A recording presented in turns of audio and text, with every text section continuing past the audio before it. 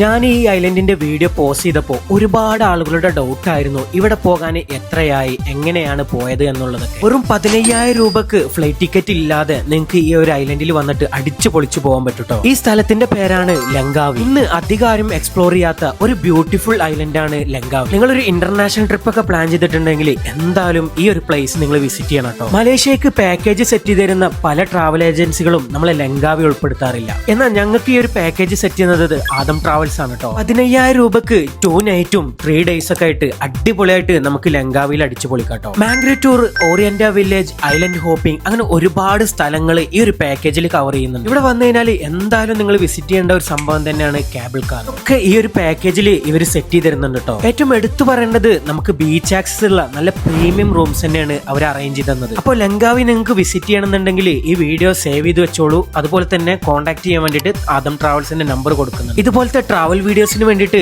യാത്രാപ്രേമി page follow ചെയ്ത് കൂടെ കൂടിക്കോളൂ.